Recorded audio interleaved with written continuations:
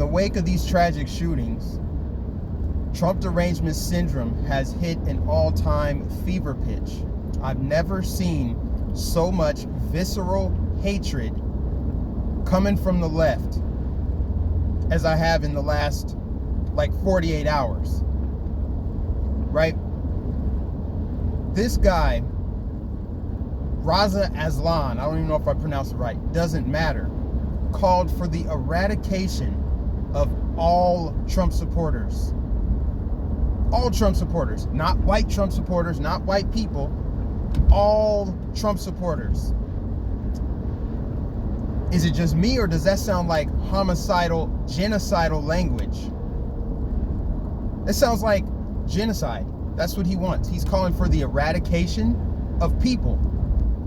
People who disagree with him on politics, because he believes that in his irrational little pea brain, he believes that Trump supporters are responsible for white supremacy and mass shootings, which anybody with two brain cells to rub together knows that the only person who deserves blame for taking innocent lives is the monster who pulled the trigger.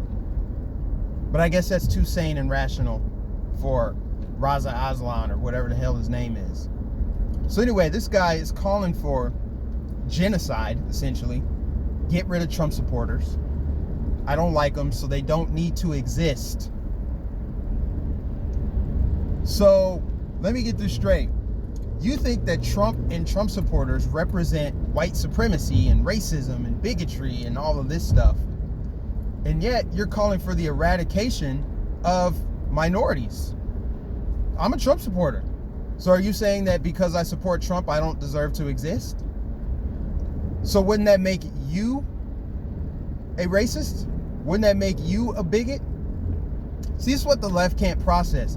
They still refuse to acknowledge that people from all walks of life, all races, ethnicities, backgrounds, sexual orientation, all support this president.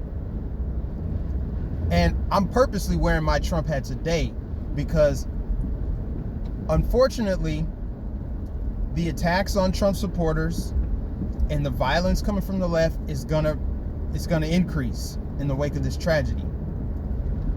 But we cannot bow in fear. We must stand united, not just as Trump supporters, but as human beings. Human beings who stand against violence, who stand against hate, actually stand against hate. See, the left doesn't stand against hate. They stand against hate that is not their hate, right? They look the other way. When it comes to their own brand of bigotry, they see that as acceptable. Oh, someone from my side did it? Okay, cool. Yeah, sure. Yeah. Trump supporters eradicated? He doesn't really mean that. He means take them out to a nice dinner. He doesn't mean kill them. See, they'll run interference. They'll make excuses and try to justify the rhetoric. And another thing I want to note, they never condemn when it's absolutely necessary to condemn their side. People on their side, right? They never condemn it. I don't know of an instance where a conservative or a Republican said something that was controversial or out of line that didn't apologize and get censored. They got punished for it. And the people who didn't apologize were denounced by their coworkers. It happened to Tomi Lahren just last week. Tomi Lahren said something that was not factually untrue. She talked about how Kamala Harris sleeps her way to the top. And she was immediately reprimanded by her colleagues at Fox. They said that is unprofessional. We don't stand for that. Now, whether or not you agree with Tomi Lahren is not important. The fact of the matter is, she was held accountable instantly. And on top of that, she went back and showed some humility. Whether it's genuine or not, she still did it. It's the act that matters. She went back and publicly apologized. Said, you know what, that's out of line. I should probably focus on the million other things I can attack Kamala Harris for. See, that's what you get on the conservative side. You get accountability. You get people who recognize they're wrong. When they're wrong, they recognize that. And they'll hold each other accountable. They'll hold themselves accountable. But you never see that on the left. How hard is it for AOC to just say, you know what? I don't like what's going on at the southern border. I'm against ICE, but I'm against violence more, even more than that. And what that terrorist tried to do, try to blow up an ICE facility, that was wrong. How hard is it for AOC to say that? How hard is it for Rashida Tlaib and Ayanna Pressley and Ilhan Omar to just condemn violence? They can't condemn Antifa. And because they can't, that tells me they don't want to. They're secretly supporting it. How else can you make sense of it? How else do you make sense of somebody who knows something's wrong, but they refuse to make a public statement condemning it? Will CNN condemn their former colleague, Reza Aslan? No, probably not. They'll probably talk to him in private like, yeah, man, they should be eradicated. This is how angry the left is. So because a mass shooting happened, their response to it is, let's kill everybody who we think in our weird little fantasy world are the reasons that it happened. These are the people who caused this violence. So the best way to respond to it is to do the same thing to them. But because we're doing it, it's moral and virtuous. It's the right thing. You know who else thought they were doing the right thing? The Nazis. How does the left not realize they are literally on the wrong side of history? We're going to look back and say, yeah, Trump was a controversial figure, but he absolutely stood for American values and freedom and tried to preserve a free society and a sovereign nation. As it turns out, America was the best country in the world. Hopefully we're saying in the future is the best country in the world, not it was the best country in the world until it collapsed on itself. And that's exactly what's going to happen.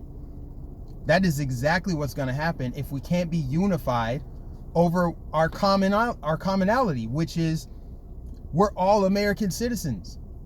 You don't have to love Trump to love the country. You can actually hate Trump and love the country. That is the thing. Two things can be true at the same time. You can despise Donald Trump, but still love the country.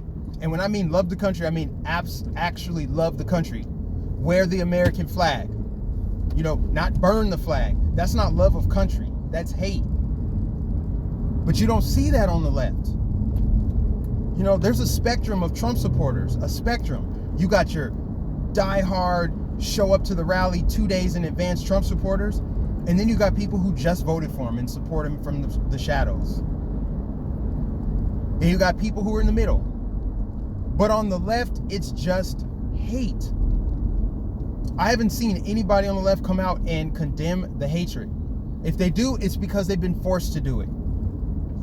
But that's not the only issue. That's not the only response to the shootings. Okay, you got also some protesters went outside of Mitch McConnell's house and called for him to be killed. There's a video of it talking about break his neck, stab Mitch McConnell to death. Why? Why does Mitch McConnell need to be killed? And how does that make any sense? Because of a mass shooting, they're not even focused on the right thing. They're not even focused on the victims. They're focused on their own blind hatred. And how can we retaliate? How can we have collateral damage? What else? You got Joaquin, what's his last name? I don't even know his last name. It's slipping my mind right now. Joaquin Castro, brother of Julian Castro, doxing private citizens who made donations to Trump's campaign in San Antonio. That's not a good look. You think that's going to help your brother get elected? This is probably what's the craziest thing of all. You got all of these politicians, these leftist